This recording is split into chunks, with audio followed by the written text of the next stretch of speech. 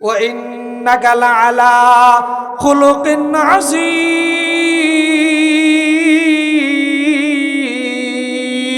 আল্লাহু আকবার। আল্লাহ রাব্বুল আলামিন রাসূলকে দিয়েছেন খুলুকে আযীম, মানে মহান চরিত্র। মহান চরিত্র, তার থেকে ভালো চরিত্র পৃথিবীতে আল্লাহ রাব্বুল আলামিন আর কাউকে দেয় না। এজন্য এক সাহাবী এসে বলতেছেন, ওগো নবী, আমি জিনা করতে চাই, আপনি আমাকে জিনা করার অনুমতি দেন। কি বলছে? জিনা করার অনুমতি চাইতেছে কার কাছে? পয়গম্বর আলাইহিস সালাতু ওয়াস সালামের কাছে চাইতেছে, বলতেছে, ওগো নবী, আমি জিনা করতে চাই, আপনি আমাকে জিনা করার অনুমতি দেন। আমাদের দেশে যদি কোনো মাতব্বর বলেন, কোনো মেম্বার বলেন, চেয়ারম্যান বলেন, তার কাছে এসে যদি বলে, ওগো মেম্বার সাহেব, ওগো চেয়ারম্যান সাহেব, আমি অন্যায় কাজ করতে চাই, অপরাধের কাজ করতে চাই, আপনি আমাকে অন্যায় কাজ, অপরাধ কাজ করার অনুমতি দেন, দেবে? বরংস বলবে, একে ধরে দড়ি দিয়ে ভালো করে বেঁধে গাছের সাথে বেঁধে রাখো, তারপরে ওর শাস্তি কি হয় পরে দেখতেছি। কিন্তু পয়গম্বর আলাইহিস সালাতু ওয়াস সালাম এইগুলো না বলে পাল্টা তাকে প্রশ্ন বললেন, ও আমার সাহাবী, তুমি জিনা করার অনুমতি চাইতেছ আমার কাছে, আমি তোমার কাছে পাল্টা একটা প্রশ্ন করি, আমার প্রশ্নের উত্তর দাও। পয়গম্বর আলাইহিস সালাতু ওয়াস সালাম তাকে প্রশ্ন করলেন, ও আমার সাহাবী, কেউ যদি তোমার মেয়ের সাথে জিনা করতে চায়, তাহলে তুমি কি তাকে জিনা করার অনুমতি দিবে? এখন ওই সাহাবী ডাক দিয়ে বলতেছে, এখন নবী, কখনোই সম্ভব না। এরপরে পয়গম্বর ডাক দিয়ে বলতেছেন, ও আমার সাহাবী, কেউ যদি তোমার বোনের সাথে জিনা করতে চায়, তাহলে কি তুমি জিনা করার অনুমতি দিবে? তখন বলতেছে, না গো নবী, কখনোই সম্ভব না। এরপরে ডাক দিয়ে বলতেছে, কেউ যদি তোমার স্ত্রীর সাথে জিনা করতে চায়, তাহলে তুমি কি জিনা করার অনুমতি দিবে? তখন নবী সাহাবী ডাক দিয়ে বলতেছেন, না গো নবী, সম্ভব না। এরপরে ডাক দিয়ে বলতেছে, কেউ যদি তোমার মায়ের সাথে জিনা করতে চায়, তাহলে তুমি কি তাকে জিনা করার অনুমতি দিবে? তখন ওই সাহাবী ডাক দিয়ে বলতেছে, না গো নবী, অনুমতি তো দূরের কথা, আগে তার জীবনটা শেষ করে দেব, তারপরে কি করব না করব পরের বিবেচনা। আল্লাহর নবী ডাক দিয়ে বলতেছেন, ও আমার সাহাবী, আলহামদুলিল্লাহ, আলহামদুলিল্লাহিল মুনঈমিল মুহসিনিদ দায়্যান যিল ফুদলি ওয়াল জুদি ওয়াল ইহসান যিল কারমি ওয়াল মাগফিরাতি ওয়াল ইমতিনান ওয়া নাশহাদু আন লা ইলাহা ইল্লাল্লাহু ওয়াহদাহু লা শারীকা লাহু ونشهد أن سيدنا وسندنا وحبيبنا وطبيب قلوبنا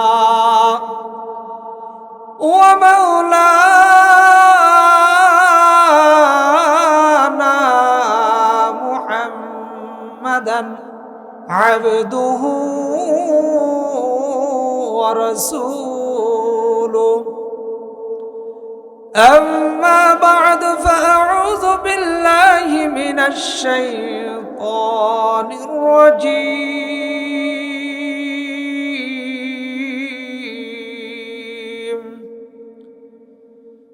بسم الله الرحمن الرحيم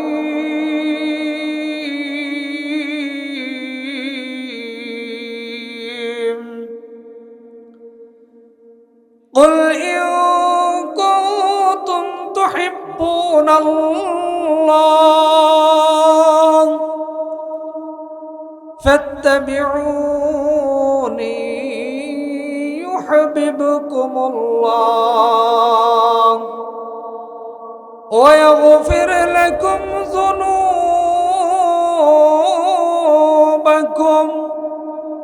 والله غفور رحيم.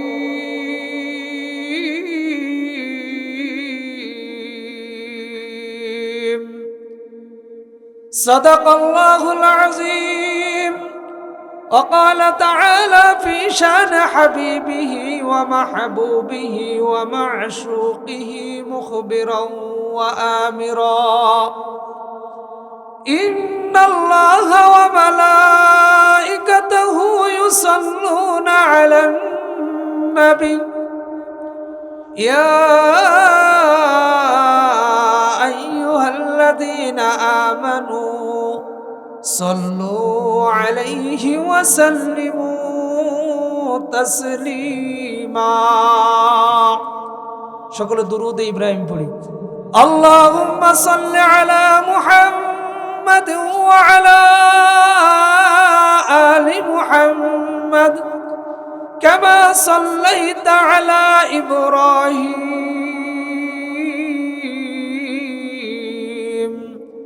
وعلى آل إبراهيم إنك حميد مجيد.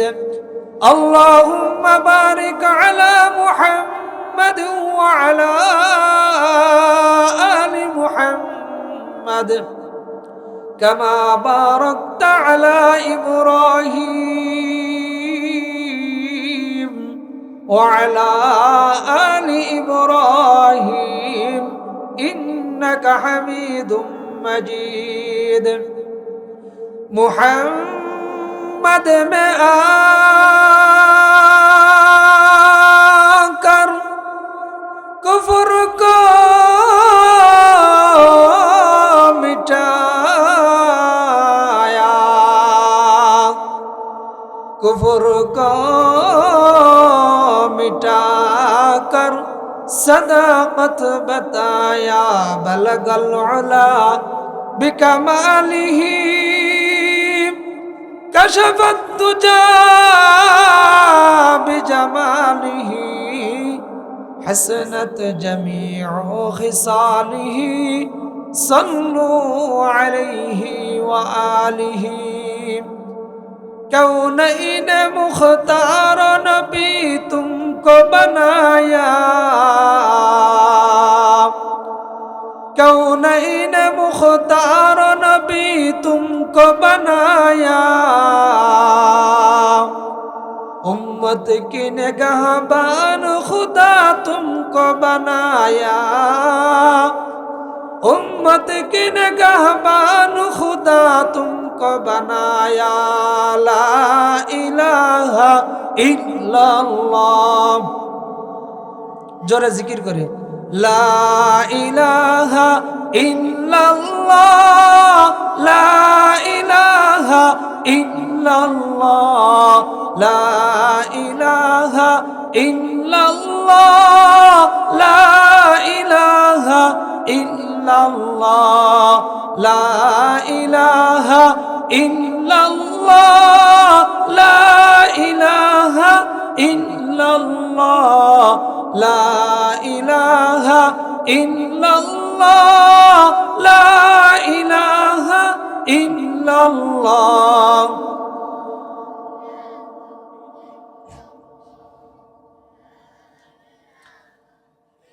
ला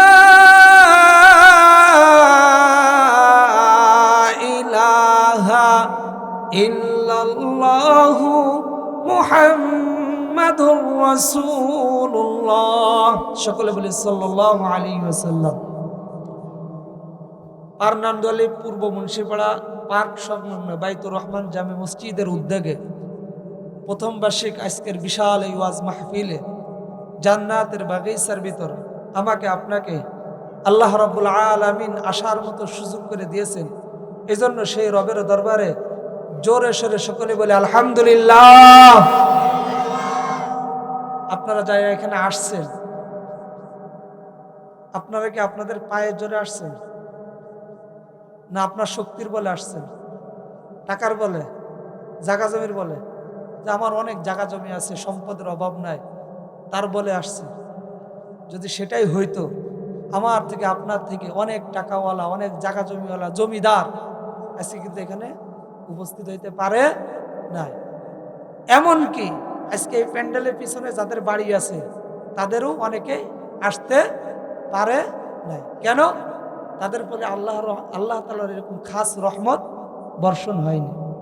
এই জন্য আমি আপনি আসতে পারছি, এখানে জান্নাতের বাগিচার ভিতর বসতে পারছি, জান্নাতের বাগিচার ভিতর বসতে পারছি। এটা আমার আপনার কৃতিত্ব না, এটা কার?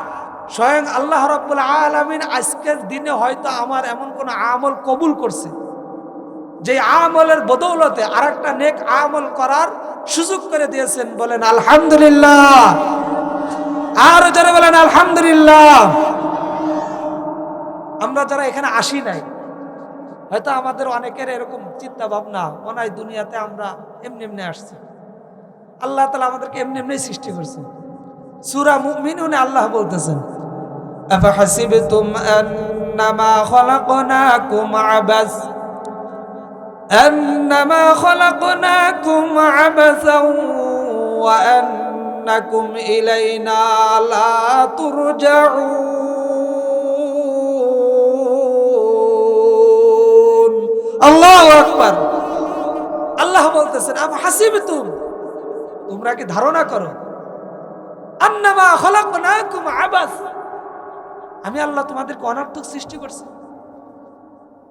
তোমাদের কি কোনো কাজের জন্য সৃষ্টি করি নাই? পৃথিবীতে এমন অনেক সৃষ্টি জীব আছে, যে সৃষ্টিজীবী আমার আপনার কাছে মনে হয় অনর্থক, আমার আপনার কাছে মনে হয় অনর্থক, কিন্তু আল্লাহ রাব্বুল আলামিন ওইটাকেও বান্দার যে কোনো কাজের জন্য আল্লাহ রাব্বুল আলামিন সৃষ্টি করছেন। বলেন সুবহানাল্লাহ। আমরা অজাগার সাপ দেখি না, এটাকে আমরা মনে করি অনর্থক। এই গর্তাকার সাপে কি লাভ, কি কাজ?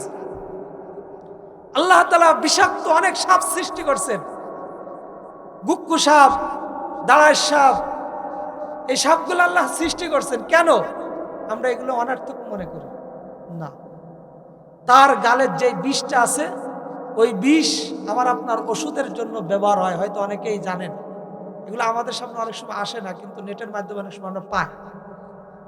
সাপের দাঁত দিয়ে আমাদের যে সুস্থতার জন্য যে ওষুধটা ব্যবহার করা হয়, এটা কিন্তু অনেক সময় সাপের দাঁত বলেন, সাপের কি বলেন, বিষ বলেন, তার থেকেই সৃষ্টি করা হয়। গত কিছুদিন আগে একটা ভিডিও দেখতেছি, যে অজাগার সাপের যে চামড়া আছে, ওই চামড়া দিয়ে বিভিন্ন কার্পেট তৈরি করতেছে, বিভিন্ন জিনিস তৈরি করতেছে, সুন্দর সুন্দর। জন্য আল্লাহ রাব্বুল আলামিন কোনো জিনিস অনর্থক সৃষ্টি করে নাই। বান্দার খেদমতের জন্য, বান্দার যেই কাজে লাগবে সেই কাজের জন্যই আল্লাহ রাব্বুল আলামিন পৃথিবীতে যত মাখলুক আছে সব সৃষ্টি করছে। আর বান্দাকে সৃষ্টি করছে কিসের জন্য? ওয়ামা খালাকতুল জিন্না ওয়াল ইনসা ইল্লা লিয়াবুদুন। বান্দাকে সৃষ্টি করছে একমাত্র কার ইবাদত করার জন্য। আর যেমন কার ইবাদত করার জন্য? একমাত্র আল্লাহর ইবাদত বন্দী করার জন্য। এজন্য আমি আপনি যদি ধারণা করি, আমি আপনি যদি মনে করি যে আল্লাহ রাব্বুল আলামিন তোমাদেরকে এই কথা বলো কেন, তোমরা যদি কথা বলে তাহলে পাবলিক কি করবে? প্রতি মাহফিলে বলা লাগে তোমাদেরকে। তোমরা যদি এনে বসে বাদাম খাও তাহলে মুরব্বীরা কি করবে? তারা তো বলবে মানে হুজুর বয়ান করতেছে, তার সামনে বসে গল্প করে বাদাম খায়, তাহলে মনে করো আমরা তোমাদেরকে এটা শিক্ষা দিই। তো আল্লাহ রাব্বুল আলামিন আমাকে আপনাকে সৃষ্টি করছে তার ইবাদত বন্দী করার জন্য, অন্য কোনো কাজের জন্য না, অন্য কোনো কাজের জন্য না। এজন্য স্বল্প সময়ে এই জান্নাতের বাগিচার ভিতরে আসলে আমার আপনার কোনো লস নাই, আমার আপনার লাভ। আল্লাহ যত সময় বসে থাকবো, এই বসাতে তো আমি আপনি দোকানেও বসে কাটাইতে পারি না? সেখানে বসলে কি হবে? অমুকের গীবত হবে, অমুকের দোষ বর্ণনা হবে, অমুক ভালো অমুক খারাপ, এইগুলো নিয়েই চর্চা হবে, এগুলো নিয়েই চর্চা হবে, অন্য কোনো জিনিস নেই। আপনি যদি নাও শুনেন, চার দোকানে বসে আড্ডা দিচ্ছেন, আপনার শোনার দরকার নেই, কথা বলার দরকার নেই, চার দোকানে বসে আছেন, একজন বলতেছে অমুক এই করছে, তমুক তা করছে, অমুকের এই অপরাধ, অমুক এই দোষ, এইগুলো আপনি অটোমেটিক আপনার কানে ঢোকার সাথে সাথে আপনি ওই দোষের সাক্ষী হয়ে গেলেন, ওই দোষের কি হয়ে গেলেন? সাক্ষী হয়ে গেলেন। কিন্তু আপনি তো ওইটা চান না শুনতে। আবার যদি ওইটা যদি গীবত হয়ে যায়, তাহলে আপনি সাথে সাথে গীবতের গুনার একটা ভাগ আমার আপনার আমলনামা হয়ে যাবে। যেমন আজকে এখানে মাহফিল আছে, এইটুকু হলো জান্নাতের বাগিচা, আল্লাহ তাআলার পক্ষ থেকে রহমত আর নাজিল হচ্ছে। হাদিসের কিতাবের ভিতরে আসছে, এখানে যারা বসবে, বসে কি করবে? কথা শুনবে, বসে থাকবে, এদের ব্যাপারে তারা ফেরেশতারা চারিদিকে তারা বেষ্টন হয়ে আল্লাহ পর্যন্ত যাবে। আল্লাহ তাআলার কাছে যায় বলবে, আল্লাহ অমুক জায়গায় তোমার এবং তোমার রসুলের কথা হচ্ছে, সেইখানে অমুকের ছেলে অমুক বসে বসে এই কথাগুলো শুনতেছে, আপনি তাদেরকে মাফ করে দেন। বলেন সুবহানাল্লাহ। এর অপর চাইটে আমাদের একটা বাজার বসছে না, সেখানে তো একটা মেলা চলতেছে। এই মেলাতে যারা আছে, এইখানে রহমত, ওইখানে গজব করতেছে। কেন বললাম এই কথা?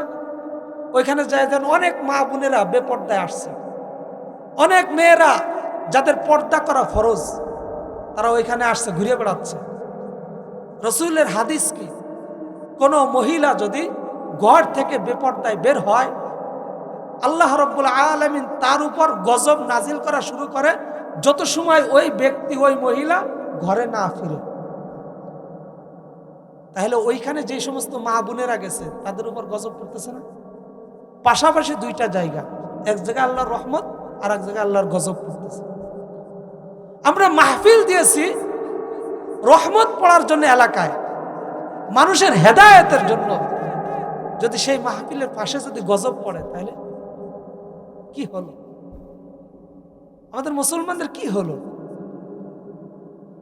আজকে মাহফিল গুলোতে দেখেন, প্রায় একদিন পর পরই তো মাহফিল করতেছি, যেই জায়গায় যাই একই অবস্থা, প্যান্ডেলে লোক নাই, খাওয়ার সময় লোক হয়, আবার অপর দিকে বাজারে যে মেলা হয়, ওই মেলায় লোকের অভাব নাই। তাহলে আমাদের পক্ষ থেকে, আল্লাহ তাআলার পক্ষ থেকে আমাদের কপালে যে হেদায়েত ছিল, সে হেদায়েতটা উঠে গেছে। যে হেদায়েতটা ছিল সেটা উঠে গেছে। বাজারে মানুষ, মাহফিলে মানুষ কম, দোকানে মানুষ বেশি, মসজিদে মানুষ কম। দুনিয়ার যত অপরাধের জায়গাগুলো আছে, সেই অপরাধের জায়গাগুলোয় মানুষ বেশি, মাদ্রাসায় মানুষ কম, ইবাদতের জায়গায় মানুষ কম, গুনাহের জায়গায় মানুষ বেশি। আল্লাহ রাব্বুল আলামিন আমাদেরকে হেদায়েত দান করুন, সকলে বলে আমিন। আমি আপনাদের সম্মুখে সূরা আলে ইমরানের 31 নম্বর আয়াত তেলাওয়াত করেছি। এই আয়াতকে সামনে রেখে আমাদের হুজুর আসার আগ পর্যন্ত যতটুকু সময় পারি ইনশাআল্লাহ আলোচনা করার চেষ্টা করব। আমা তাওফীক ইল্লা বিল্লাহ। আল্লাহ রাব্বুল আলামিন বলেন, কুল ইন কুনতুম তুহিব্বুনাল্লাহ, কুল ইন কুনতুম তুহিব্বুনাল্লাহ ফাত্তাবিউনি ইউহিব্বুকুমুল্লাহ ওয়া ইয়াগফির লাকুম যুনুবাকুম ওয়াল্লাহু গফুরুর রহিম।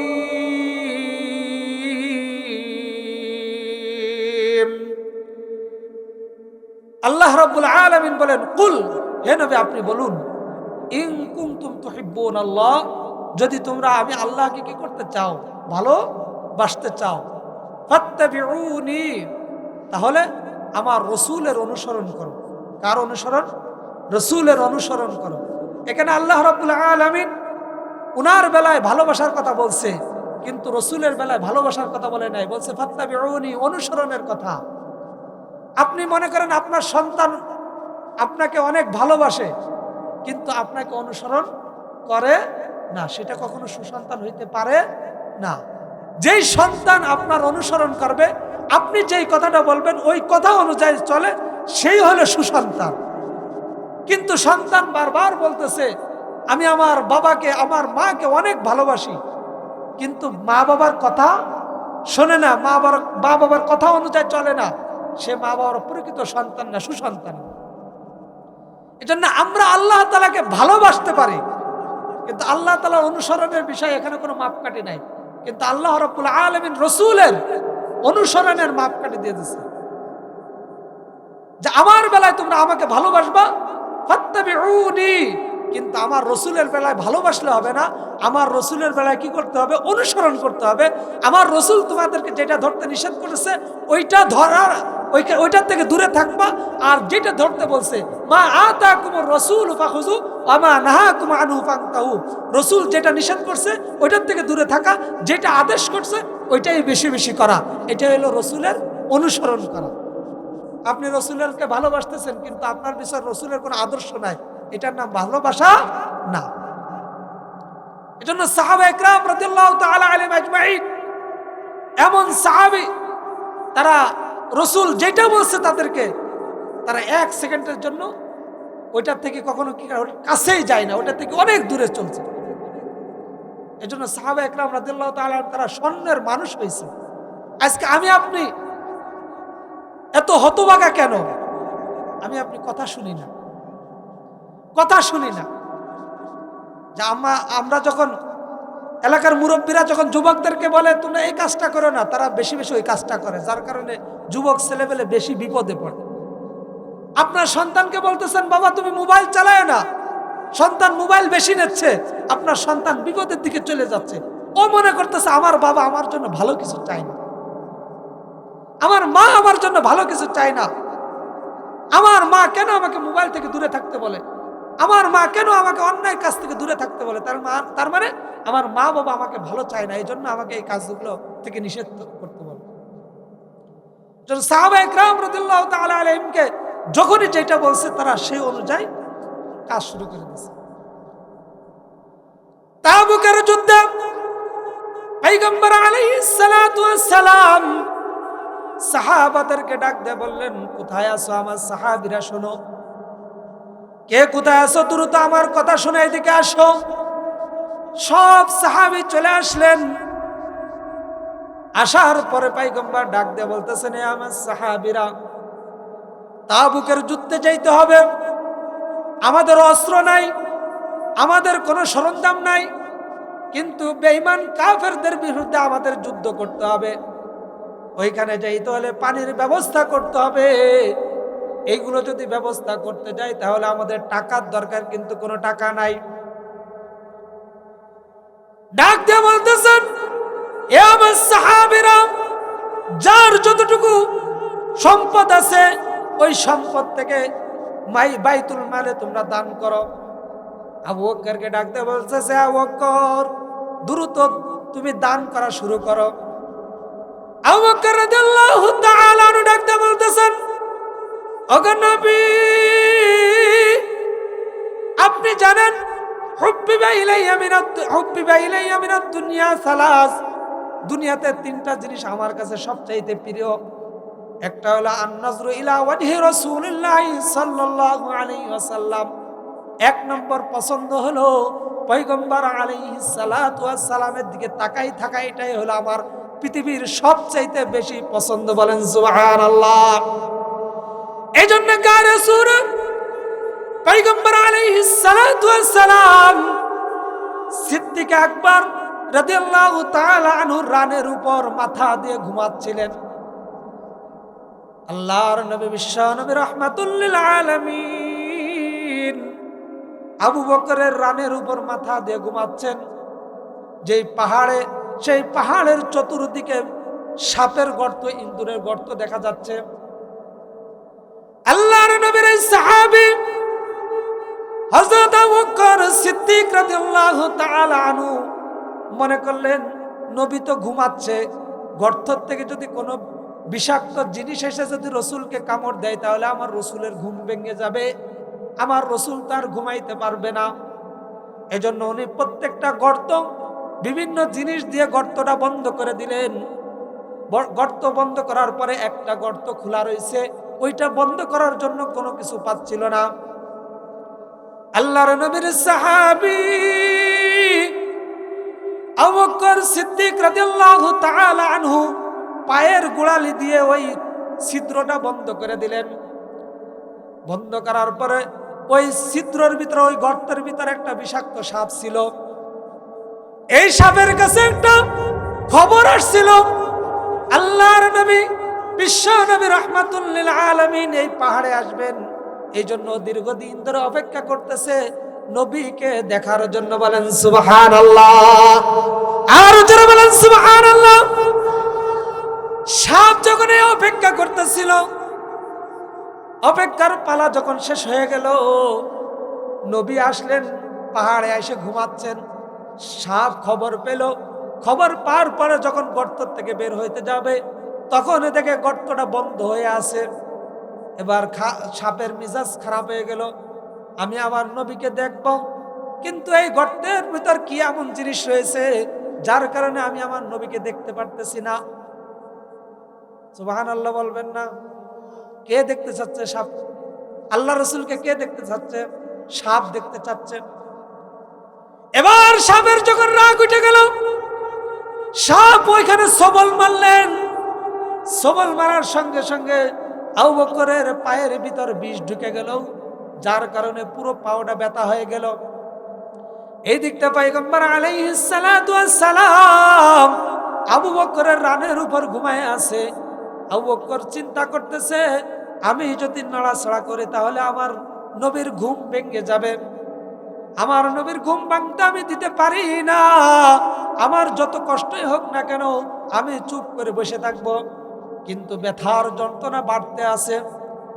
এক পর্যায়ে যখন ব্যথার যন্ত্রণা সহ্য করতে পারতেছিল না, তখন ওনার চোখ দিয়ে পানি পড়া শুরু করে দিল। পানি পড়তে পড়তে নবী আলাইহিস সালাতু ওয়াস সালামের চেহারা মুবারকের উপরে এক ফোঁটা পানি পড়ল। যখন নবীর চেহারা মুবারকের উপর পানি পড়ল, পানি পড়ার সঙ্গে সঙ্গে আল্লাহর নবীর ঘুম ভেঙে গেল। ঘুম ভাঙার কারণে নবী ডাক দেও, নবী ঘুম থেকে উঠে গেল। ওঠার পরে ডাক দেয়া বলতেছে, আবু বকর কি হলো তোমার, তুমি কাঁদতেছো কেন? আবু বকর ডাক দেয়া বলতেছে, ওগো নবী, আমি এই গর্ততে পাও দিয়ে রাখছি, কিসের জন্য আমাকে কামড় দিয়েছে, যার কারণে আমার অনেক ব্যথা লাগতেছে। ব্যথা সহ্য করতে না পারার কারণে নবী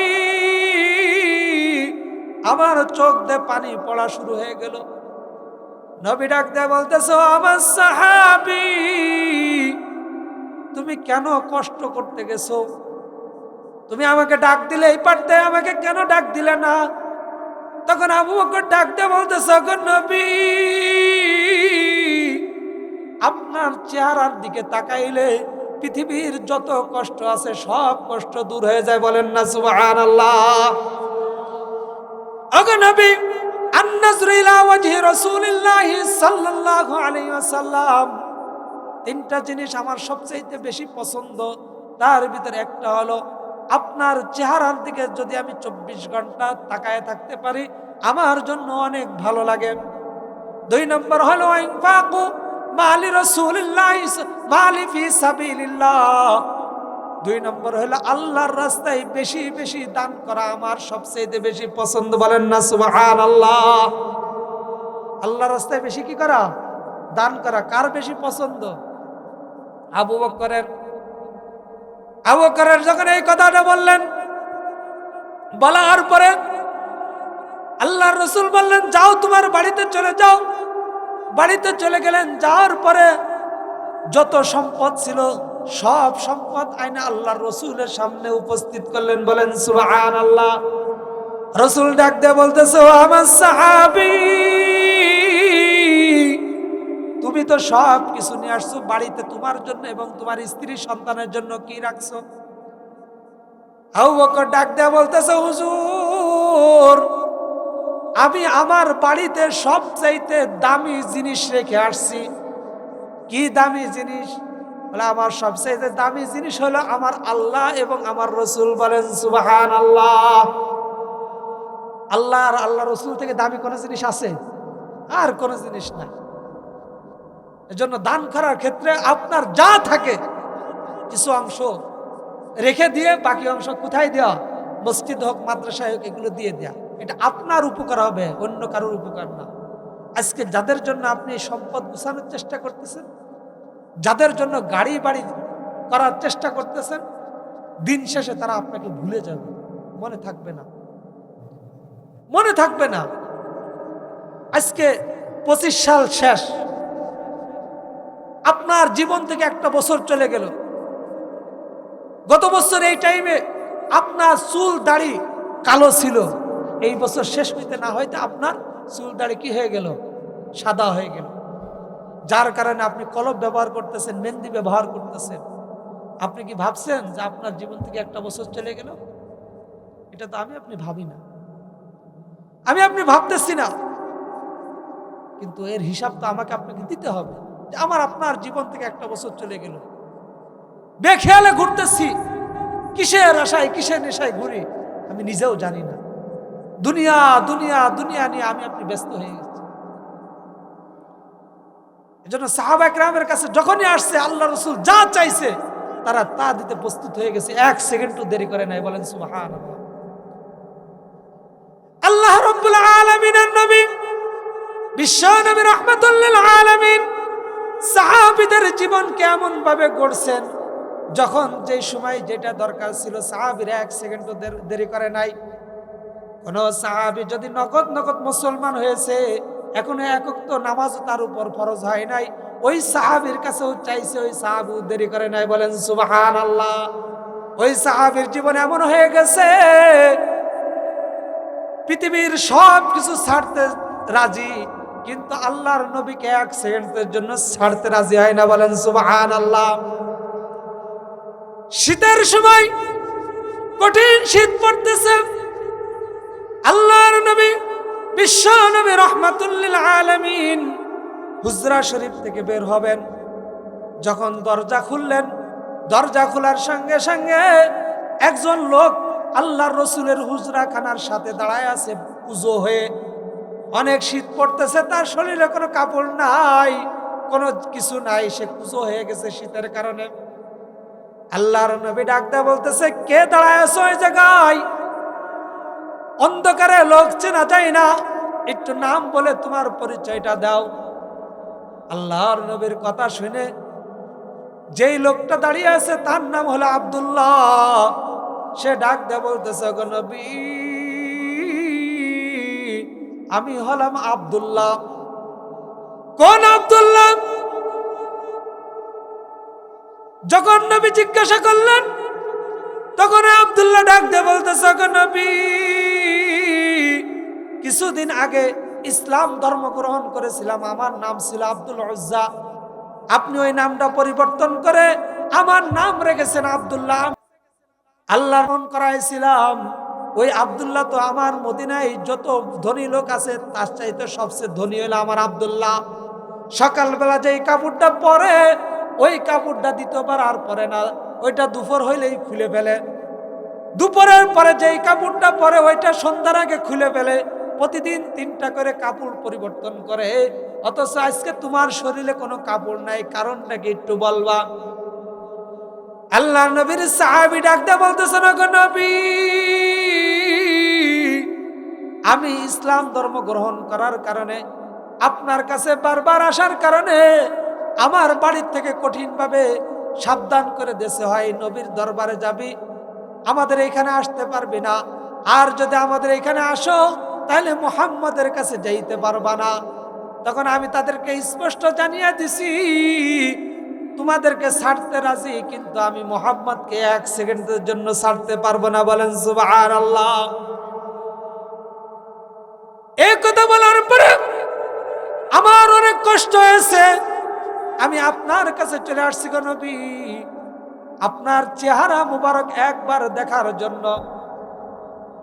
কারণ আমার যতই কষ্ট হোক না কেন, যখন আপনার চেহারার দিকে তাকাই গো নবী,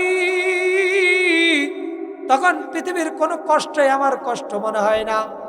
এই জন্য আপনার কাছে চলে আসছি। আমি যখন আপনার কাছে আসবো, বাড়ির থেকে বের হয়ে গেছি, আমার চাচা ডাক দেয়া বলতেছে, বাড়ির থেকে বের হয়ে যাও, কোনো সমস্যা নাই, তবে তোমার পরনের যেই কাপড়টা আছে ওই কাপড়টা তো আমি দিয়েছিলাম, আমার টাকা দিয়ে কিনা কাপড়, সুতরাং তুমি চলে যাবা, যাও, কোনো সমস্যা নাই, কিন্তু পরনের কাপড়টা খুলে দিয়ে যাও। তখন আব্দুল্লাহ ডাক দেয়া বলতেছে, চাচা যান, আমাকে ইসলাম থেকে সরানোর জন্য আপনি যতই চেষ্টা করেন না কেন কোনো লাভ হবে না। আপনি কাপড় চাইছেন যাতে করে আমি উলঙ্গ হয়ে গেলে আমাকে মানুষ তিরস্কার করবে, আমাকে নেমে হাসি ঠাট্টা করবে, আমি উলঙ্গ হয়ে গেছি, আমার ইজ্জত মানুষ দেখে ফেলবে, কোনো সমস্যা নাই, নেন আপনার কাপড় আমি আপনাকে দিয়ে দিলাম, তারপরেও আমি আমার নবীর কাছে যাওয়া বন্ধ করব না। বলেন না সুবহানাল্লাহ। বের হয়ে চলে আসবো, আমার মা ডাক দিয়ে বলতেছে, এরে কলিজার টুকরা সন্তান, তুমি শেষ পর্যন্ত মুহাম্মাদের কাছেই যাবা। আমি তোমার মা, 10 মাস 10 দিন আমার গর্ভে তোমাকে ধারণ করেছি। যখন তুমি দুনিয়াতে আসবা, আসার সময় আমি কি পরিমাণ কষ্ট সহ্য করেছি রে সন্তান, আজকে তুমি আমাকেও ভুলে গেবে, আজকে তুমি আমাকেও স্মরণ রাখতেছো না। মুহাম্মাদের ভিতরে এমন কি পেয়েছো যার কারণে আমি গর্ভধারিণী মা হওয়ার পরেও তুমি আমাকে 1 সেকেন্ডের জন্য একবারও ডাক দিলে না, চলে যাচ্ছ। সন্তান ডাক দিয়ে বলতেছে, এ মা, আমি যে কালিমা গ্রহণ করেছি, যে ইসলাম গ্রহণ করেছি, আমি যে জাহান্নামের পথে ছিলাম, আমি যে জাহান্নামের পথে ছিলাম, সেখান থেকে ফিরে এসে জান্নাতের পথে গিয়েছি।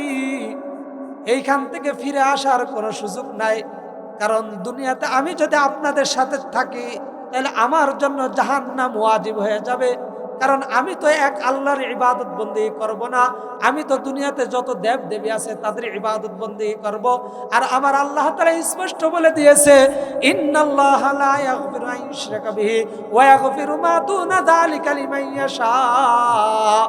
এ দুনিয়ার মানুষ, পৃথিবীতে তুমি আমার ইবাদত ছাড়া অন্য কারোর ইবাদত করবা, আমার ইবাদতের সাথে অন্য কাউকে শরীক করবা, আমি আল্লাহ রাব্বুল আলামিন সব গুনাহ মাফ করে দেব, কিন্তু শিরকের গুনাহ আমি আল্লাহ মাফ করব না। আমার আল্লাহ যেহেতু ঘোষণা করে দিয়েছে, আমি তোমাদের দেব দেবীর আমি পূজাও করতে পারবো না, ইবাদত করতে পারবো না, এজন্য তোমাদেরকে ছেড়ে দিয়ে আমি মুহাম্মাদের কাছে চলে যাচ্ছি। বলেন না সুবহানাল্লাহ। চিন্তা করছেন? আর আমি আপনি সম্পদের মায়া হলো ইসলাম ছাড়তাম না। আমার টাকা পয়সা দরকার, ইসলাম দিয়ে আমি কি করব? দরকার আছে না? আগে পয়গম্বর শেষে আমি যখন আমার মাকে বললাম, এ মা, আমি তো উলঙ্গ অবস্থায় আছি, তুমি যেহেতু আমাকে বলছো, আমাকে তোমার পেটে ধারণ করছো, তোমার কাছে আমি কোনো কিছু চাইবো না, কারণ তুমি আমাকে দুনিয়াতে আনতে যে কষ্ট সহ্য করছো, আমি যদি আমার চামড়াকে জুতা বানায় তোমাকে দিই, তারপরেও আমি ঋণ শোধ করতে পারবো না, আমি তোমার কাছে কোনো ঋণ শোধ করতে পারবো না।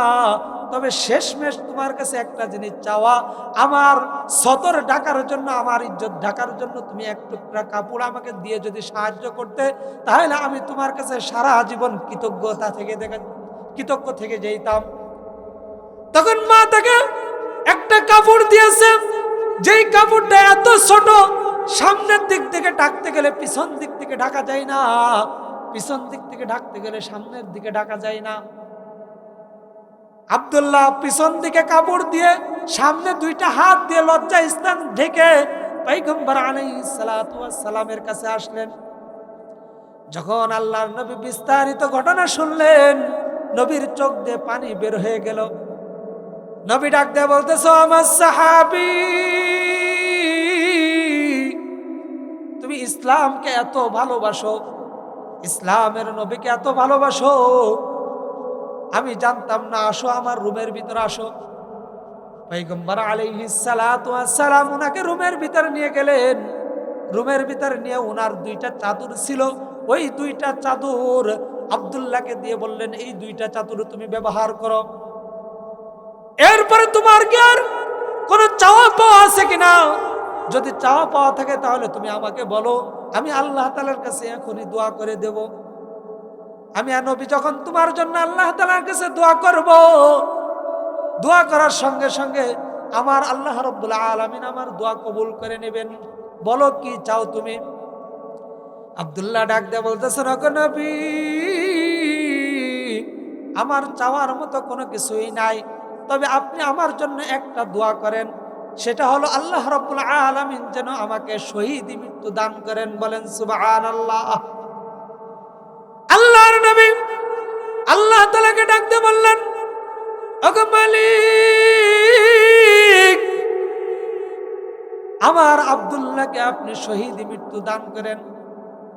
যেই ব্যক্তির জন্য পয়গম্বর আলাইহিস সালাতু ওয়াস সালাম দোয়া করেন, আল্লাহর নবী দোয়া করতে দেরি, আল্লাহর নবীর দোয়া কবুল হইতে দেরি হয় না। বলেন সুবহানাল্লাহ। নবী ডাক দেয়া বলতেছে, আব্দুল্লাহ, তুমি কেন এই দোয়াটা চাইলে, শহীদ মর্যাদা কেন চাইলে? তখন আব্দুল্লাহ ডাক দেয়া বলতেছে, ওগো নবী, আপনি বলেছেন কোন ব্যক্তি যদি শাহাদতে মৃত্যু হয়, মৃত্যুর সময় তার কোনো কি হয় না, কষ্ট হয় না। বলেন না সুবহানাল্লাহ। ওগো নবী, আপনি বলেছিলেন কারোর যদি শাহাদাতের মৃত্যু হয়, ওই ব্যক্তির কবরে কোনো কি হয় না, আযাব হয় না। বলেন না সুবহানাল্লাহ। আর যারা বলেন সুবহানাল্লাহ। আল্লাহর নবীর কাছে আব্দুল্লাহ ডাক দিয়ে বলতেছেন, ওগো নবী, আপনি না বলেছিলেন কোন ব্যক্তি যদি শহীদ মৃত্যু হয়, আল্লাহ রাব্বুল আলামিন বিনা হিসাবে তাকে জান্নাত দিয়ে দেয়, তার কাছ থেকে কোনো হিসাব নাই না। বলেন না সুবহানাল্লাহ। তাবুকের যুদ্ধে গেলেন, এই দোয়ার পরে যুদ্ধে যাওয়ার পরে ওইখানে যুদ্ধ হয় নাই, আব্দুল্লাহ ফেরত আসলেন সব কাফেলা সহকারে। আসার পথে আব্দুল্লাহ এখানে মারা গেল। নবী ডাক দেয়া বললেন, কোন ব্যক্তি যদি আল্লাহর রাস্তায় বের হয়, ওই ব্যক্তি যদি ওই অবস্থায় মারা যায়, তাহলে আল্লাহ রাব্বুল আলামিন তাকে শাহাদাতের মর্যাদা দান করেন। বলেন না সুবহানাল্লাহ। কিসের দরজা দেন? শাহাদাতের দরজা তাকে দান করেন। এজন্য হাদিস এটাও আসছে পাশাপাশি, কোন ছাত্র যদি মাদ্রাসা শিক্ষা গ্রহণ করতে যায়, সে যেই নিয়তে যায়, ওই অবস্থায় যদি মারা যায়, আল্লাহ রাব্বুল আলামিন তাকে মাদ্রাসার একজন তালেবে ইলম, হাফেজে কুরআন, আলেম বানায় হাশরের ময়দানে তারে তোলেন। বলেন না সুবহানাল্লাহ। আব্দুল্লাহ মারা গেলেন। মারা যাওয়ার পরে আল্লাহ রাব্বুল আলামিনের নবী তাকে বললেন যে, আমার আব্দুল্লাহর জন্য জানাজার ব্যবস্থা করো, দাফন কাফনের ব্যবস্থা করো। দাফন কাফনের ব্যবস্থা হয়ে গেল। দাফন কাফনের ব্যবস্থা হয়ে গেল। হয়ে যাওয়ার পরে যখন তাকে নিয়ে কবরে গেলেন, জানাজার পরে কবরে নামার পরে আল্লাহর নবী বলতেছেন, কেউ কবরে নামবা না, আমি আমার সাহাবীকে, আমার আব্দুল্লাহকে কবরে নামাবো। সব সাহাবীরা উঠে গেলেন, নবী কবরে নামলেন। নামার পরে বলতেছেন, আমার সাহাবীকে আমার কাছে দাও, আমার আব্দুল্লাহকে আমার কাছে দাও। আব্দুল্লাহকে কোলে দেয়া হলো। আব্দুল্লাহ লাশটা ধরে নবী ডাক দেয়া বলতেছেন, ওগো মালিক, আমি আমার আব্দুল্লাহর প্রতি খুশি হয়ে গেছি রে মালিক, তুমি আমার আব্দুল্লাহর উপর খুশি হয়ে যাও, আমার আব্দুল্লাহকে তুমি বিনা হিসাবে জান্নাত দিয়ে দাও। বলেন না সুবহানাল্লাহ। এই কথা যখন বললেন, অন্যান্য সাহাবীরা কই আশ্চর্য বিষয়, রাসূল যার উপর খুশি হয়ে গেছে, তাহলে তো আল্লাহ তাআলা অটোমেটিক তার উপর এমনিই খুশি হয়ে যাবে। বিশেষ করে সাদ ইবনে আবি ওয়াক্কাস রাদিয়াল্লাহু তাআলা আনহু, ছোট বাচ্চারা যেমন মাটিতে গড়াগড়ি করে কান্না করে, ওইভাবে মাটিতে গড়াগড়ি করে কান্না করতেছে আর বলতেছে, আব্দুল্লাহ, ওই লাশটা যদি তোমার না হয় আমার হইতো, তাহলে আমি তো ভাগ্যবান হয়ে যাইতাম, আমি তো ভাগ্যবান হয়ে যাইতাম। এজন্য রাসূলের আদর্শে যারা আদর্শবান হয়েছে, তারা এরকমই আদর্শবান হয়েছে। এজন্য আল্লাহ তাআলা বলতেছেন, কুল, হে নবী আপনি বলুন, ইন কুনতুম তুহিব্বুনাল্লাহ, যদি তোমরা আমাকে ভালোবাসতে চাও, ফাত্তাবিউনি, কি বলছে? ফাত্তাবিউনি, তাহলে আমার রাসূলকে কি করো? অনুসরণ করো। যে সমস্ত সাহাবীদের ঘটনা বলছি, এই সমস্ত সাহাবীরা তারা কি রাসূলকে অনুসরণ করছে না ভালোবাসছে? কি বলেন আপনারা? রাসূলকে অনুসরণ করছে না ভালোবাসছে? ভালোবাসছে। যার কারণে এই মর্যাদা পাইছে না অনুসরণ করার কারণে পাইছে। কারণ রাসূলকে তো মুনাফিকরাও ভালোবাসতো, কিন্তু তারা অনুসরণ করতো না। যার কারণে তারা কি হয়েছে? কি হয়েছে? দুনিয়াতে মুনাফিক অবস্থায় গেছে, তাদেরকে আল্লাহ তাআলা জান্নাত দেবে না। কারণ আল্লাহ নিজেই বলছে, যারা মুনাফিক তাদের স্থান হলো ইন্নাল মুনাফিকিনা ফিদ দারকিল আসফালি মিনান নার, মুনাফিকদের স্থান হলো জাহান্নামের একবারে নিম্ন স্থান। এজন্য রাসূলের আদর্শে যে আদর্শবান হয়েছে, রসুলের চরিত্রে যে চরিত্রবান হয়েছে পৃথিবীর সেই হলো সবচেয়ে দামি মানুষ হয়েছে। এজন্য ফাত্তাবিউনি, আপনার রসুলকে কেন অনুসরণ করবেন? কি কারণে? একটা কারণ আছে না? কি কারণে আপনারা আমার অনুসরণ করবেন?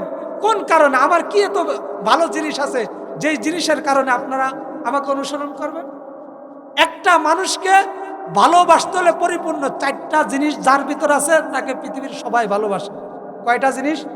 4টা জিনিস। 1 নম্বর হলো তার হুসনে খুলুক, অর্থাৎ উত্তম চরিত্র, ভালো চরিত্র। আর রসুলকে আল্লাহ রাব্বুল আলামিন ভালো চরিত্র না, ওয়া ইন্নাকা লাআলা খুলুকিন আযীম।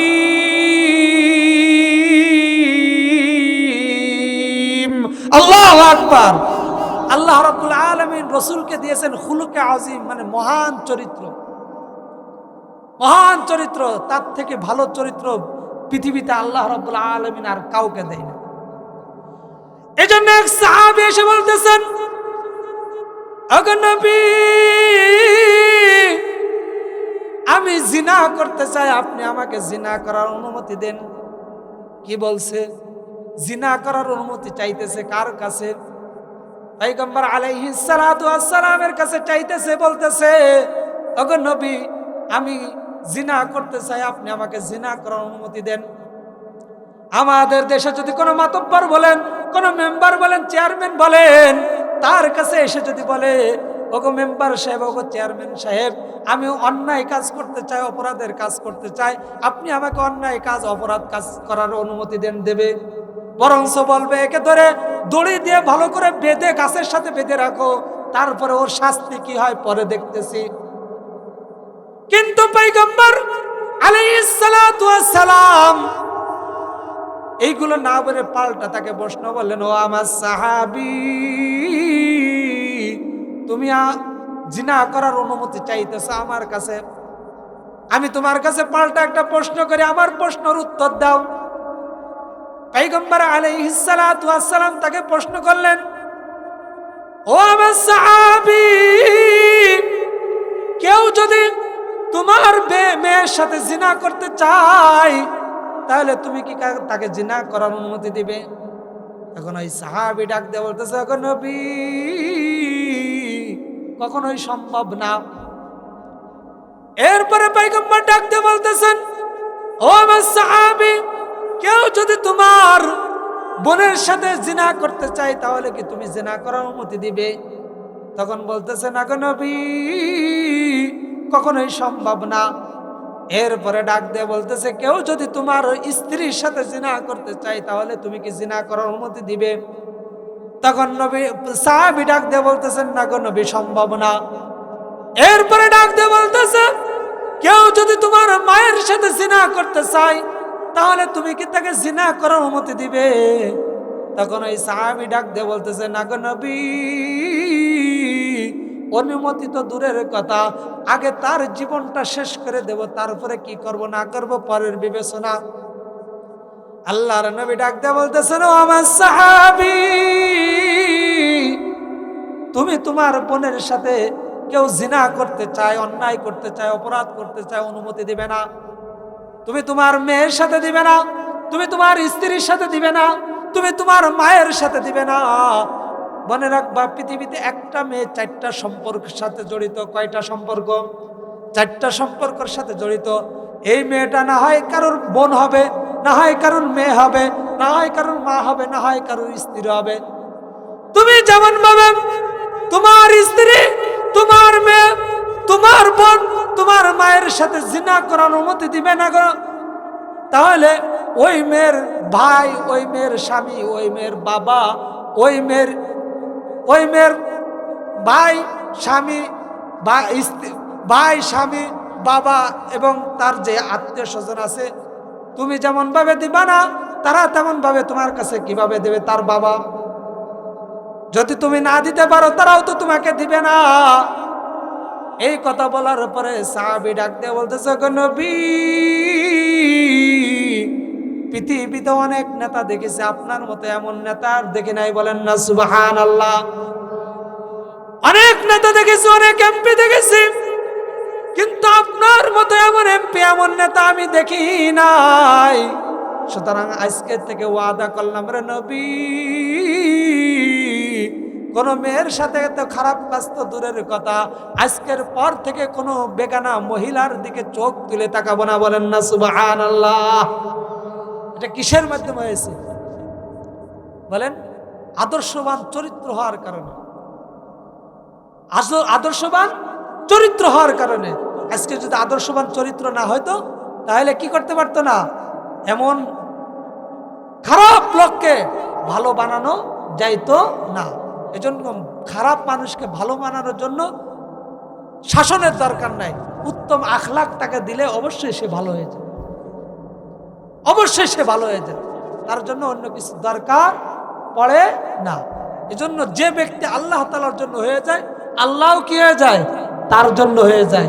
আপনি যখন প্রত্যেকটা জায়গা থেকে আল্লাহকে আপন করে নেবেন, আল্লাহও আপনাকে কি করবে, আপন করে নেবে। কি করবে, আপন করে নেবে। কারণ আপনি যখন আপনার ছেলে মেয়েরা সবসময় আপন ভাববেন, দেখবেন তারাও আপনাকে আপন ভাববে। আপনি যখন আপনার ভাতিজাদেরকে আপন ভাববেন, তখন তারা তাদের বাবাকে ভুলে যায়, বলবে যে আমার চাচাই সবকিছু। বলেন ঠিক কিনা? তারা বলবে আমার চাচাই সবকিছু, আমার খরচের টাকা দেয়, আমার যত বিপদ আপদ আছে, কেউ না আসলে, আমার বাবা না আসলে আমার চাচা আগে আসে, আমার চাচা আগে আসে। এজন্য যখন অপর কোনো ব্যক্তি কি হয়ে যায়, আপন হয়ে যায়, তখন তার গুণগানে বেশি ওই ব্যক্তিটাই গায়। আপনি যখন আল্লাহর হয়ে যাবেন, আল্লাহও যখন আপনার হয়ে যাবে, পৃথিবীর আর কোনো কিছু আপনার ভালো লাগবে না, আর কোনো কিছু ভালো লাগবে না।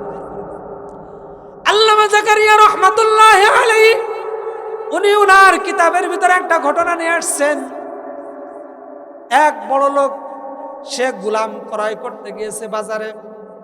আগের জামানায় তো গোলাম ক্রয় বিক্রয় হইতো, এখন তো এটা প্রচলন নাই, এটা বন্ধ হয়ে গেছে।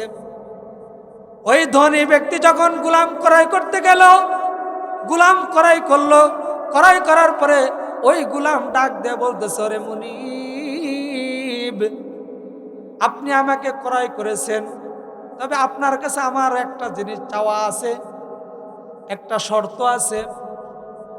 তখন মুনিব ডাক দিয়ে বলতেছে, কি তোমার শর্ত? তোমার শর্তটা একটু বলো, আমি একটু শুনি। তখন ওই গোলাম ডাক দেয়া বলতেছে, ও মুনিব, আপনার কাছে আমার একটা চাওয়া আছে, সেটা হলো দিনের বেলা আপনার যত কাজ আছে সব কাজ আমি করে দেব, রাত্রের বেলায় আমাকে ছুটি দিতে হবে, রাত্রে অন্য একটা কাজ আছে, ওই কাজটা আমি করব। তবে আপনি আমাকে টাকা দিয়ে কিনেছেন, আপনার রাত্রে এবং দিনে উভয় সময় আমার খেদমত করার দরকার ছিল, কিন্তু সেই সুযোগটা তো আমি দিতে পারতেছি না। দিনের বেলা আপনার খেদমত করব, রাতের বেলা আমাকে ছুটি দিবেন। এই ছুটি দেওয়ার জন্য আপনাকে প্রতি রাত প্রতি একটা স্বর্ণ মুদ্রা দেব। কি স্বর্ণ মুদ্রা? চিন্তা করেন, যদি ও বড় লোক হইতো তাহলে ও কি গোলাম হইতো? ও তো গোলাম হইতো না। তা এই দুনিয়া লোভী, এত তাকে প্রশ্ন করার দরকার ছিল, তুমি আমাকে প্রতি রাতে একটা কি দিবা? স্বর্ণ দিবা। তুমি এই স্বর্ণ পাবা কোথায়? যদি তোমার এত স্বর্ণ থাকে, স্বর্ণ মুদ্রা থাকে, তাহলে তুমি কেন আমার কাছে বিক্রি হচ্ছ? তুমি গোলাম হইলে কেন? যারা দুনিয়া লোভী, যারা কি দুনিয়া লোভী, টাকা ছাড়া কিছু বোঝে না, তারা দেখবেন গরিব অসহায় মানুষের কাছ থেকেও ঘুষ খায়। কি খায় কিনা? অসহায় মানুষের কাছে ঘুষ খায়। দেখবেন যারা ট্রাফিক আছে, পুলিশ আছে, রিক্সাওয়ালার কাছ থেকে, যে রিক্সাওয়ালা কষ্ট করে পেটেল মেরে কয়টা টাকা ইনকাম করে, তার কাছেও ঘুষ খাইতে বাদ দেয় না। ট্রাকওয়ালারা দিন রাত পরিশ্রম করে এক জায়গার জিনিস আর এক জায়গায় পৌঁছায় দেয়, কত কষ্ট করে। যারা ট্রাকের ড্রাইভার, তারা জানে রাত দিন ঘুম কাজা করে, ঘাটে ঘাটে পুলিশ তাদেরকে বাধা দেয়, বাধা দিয়ে তাদের কাছ থেকে কি খায়? ঘুষ খায়। গত কিছুদিন আগে এক পুলিশ ভাই এক ট্রাকওয়ালার কাছে তার কাগজপাতি চাচ্ছে, চাওয়ার পরে সে বলতেছে, ড্রাইভার বলতেছে, আমার তো সব কমপ্লিট, কোনো সমস্যা নাই, কোনো সমস্যা নাই। তখন বলতেছে, ঠিক আছে, তোমার সব কমপ্লিট, তাহলে আমার কিছু চা খাওয়ার পয়সা দাও। সব কমপ্লিট, তারপরে কি বলতেছে? চা খাওয়ার পয়সা দাও। তখন ড্রাইভার বলতেছে আমি আপনাকে কেন চা খাওয়ার পয়সা দেবো? তখন বলতেছে আরে আমরা পুলিশ আর ড্রাইভার আমরা ভাই ভাই। কি পুলিশ আর ড্রাইভার ভাই ভাই? তো ভাই ভাই হলে আপনি কেন? আপনাকে তো সরকার বেতন দিচ্ছে, আপনি যে ডিউটি করতেছেন, আপনি আমার যে কাগজপত্র অরিজিনাল আছে কিনা এটার জন্য আপনি কি করতেছেন? ডিউটি দিচ্ছেন, এর জন্য সরকার আপনাকে বেতন দিচ্ছে। তারপরে আবার কেন আমার কাছ থেকে টাকা চাচ্ছেন চা খাওয়ার? আজ যদি 100 টাকা না দেয়, ওই সার্জেন্ট যে মেন আছে তার কাছে নিয়ে যায়, তারা একটা মামলা দিয়ে দেয়, ভুয়া মামলা, যে মামলার কোনো কি নাই। এবার ওই ড্রাইভার ভাই কি দৌড়োদৌড়ি, এমনি তো সারা রাত গাড়ি চালাইছে ঘুমহীন, আবার মামলা খাইলো একটা, হয়তো তার ভাড়া হবে 5,000, মামলা দিয়ে দিছে 8,000। এবার এই লোকটা আর 3,000 টাকা কোথায় পাবে বলে? এই জন্য পুলিশ ড্রাইভার ভাই ভাই, চা খাওয়ার টাকা চায়, চা খাওয়ার টাকা চায়। এই জন্য যারা দুনিয়া লোভী অসহায় মানুষদের কাছ থেকে তারা কি চায়? ঘুষ চায়। তো ওই লোকটা, তার তো চিন্তা করার দরকার, একটা প্রশ্ন করার দরকার, গোলাম সে আমাকে কি করবে? টাকা দিবে কেন? সে টাকা দিবে, স্বর্ণ মুদ্রা কেন দিবে? তারপরে নিয়ে আসছে কোথাতে, সে তো মনে করতেছে আমার তো টাকারই দরকার, গোলামও পাইলাম, সারাদিন কাজও করবে, রাত্রেও কাজ করবে না, আবার টাকাও দেবে, স্বর্ণ মুদ্রা দেবে, তাহলে এরকম গোলামই তো দরকার। তো নিয়ে আসার পরে প্রতি রাত্রে সে কি করে? রাত হিসাবে তাকে প্রতিদিন স্বর্ণ মুদ্রা দিতে আছে। একদিন এক লোক এসে বলতেছে, এই তুমি কি জানো যে তোমার গোলাম রাত্রে কোথায় যায়? তখন বলতেছে না তো। বলছে তোমার গোলাম হলো প্রতি রাত্রে কাপনের কাপড় চুরি করতে যায়। নাউজুবিল্লাহ। কি করতে যায়? কাপনের কাপড় চুরি করতে যায় গোরস্থানের পাশে। প্রতিদিন ওইখানে আমি তারে দেখি, গোরস্থানের পাশে বসে থাকে। আর যখনই নির্জন হয়ে যায়, নীরব হয়ে যায়, কেউ থাকে না, তখন যায় কি করে? তখন বলতেছে কি, আমার গোলাম এত নিকৃষ্ট, সে কাপনের কাপড় চুরি করতে যায়, এত নিকৃষ্ট আমার গোলাম। তখন ঠিক আছে, তুমি যেটা বলছো আজকে পরীক্ষা করব। এবার রাত্রে তাকে ছুটি দিয়ে দিল। ছুটি দেওয়ার পরে তার মালিক পিছন পিছনে যাচ্ছে, সে সামনে সামনে যাচ্ছে, পিছনে যাচ্ছে, যাইতে যাইতে দেখেছে এক গোরস্থানের কাছে গেছে, গোরস্থানের কাছে গেছে, যাই ওইখানে বসছে। এখন ওই লোক যা বলছে, গোরস্থানের কাছে বসে বসে কি করে? সুযোগ বুঝে কাপনের কাপড় চুরি করে। আর মালিকের ভিতর তো সন্দেহ জেগে গেছে, আরে ওই লোকের কথার সাথে তো মিলে যাচ্ছে, তাহলে মনে হয় গোরস্থানের কাছে বসে থাকে, যখন নীরব থাকে তখন কি করে? মানে কাপনের কাপড় চুরি করে। এবার উনি পাহারা দিচ্ছে, দেখ কি করে। এবার যখন গভীর রাত হয়ে গেছে, ও তো এখানে কি করতেছে? 2 রাকাত নামাজ পড়ে, নামাজ পড়ার শেষ সালাম ফিরে আবার দাঁড়ায় যায়, আবার নামাজ পড়ে, এইভাবে সারা রাত নামাজ পড়ছে। সারা রাত কি করছে? নামাজ পড়ছে। এখন কাপনের কাপড় তো চুরি করতে যায়নি। রাত যখন শেষ হয়ে যাচ্ছে, তখন ওই গোলাম হাত তুলছে আল্লাহর কাছে, ডাক দিয়ে বলতেছে, রে মালিক, আমি দিনে রাতে আপনার ইবাদত করার দরকার ছিল আমার, কিন্তু দিনে রাতে মিলে আমি আপনার ইবাদত বন্দি করতে পারি না রে মালিক। দিনের বেলা অন্য একজন মালিকের কাজ করে, রাত্রে আপনার কাজ করতে আসি। রাত্রে আপনার কাজ করতে আসার কারণে আপনার দিনের বেলা ইবাদত বন্দি করতে পারি না রে মালিক, আপনি আমাকে মাফ করে দেন। বলেন না সুবহানাল্লাহ। আর আমি আপনি জীবনে কত ওয়াক্ত নামাজ কাজা গেছে, কত ওয়াক্ত নামাজ পড়ি নাই আমি আপনি, জীবনে কত রোজা রাখি নাই, আমার আপনার হিসাব নাই। ও দিনে কিন্তু নামাজ পড়তেছে,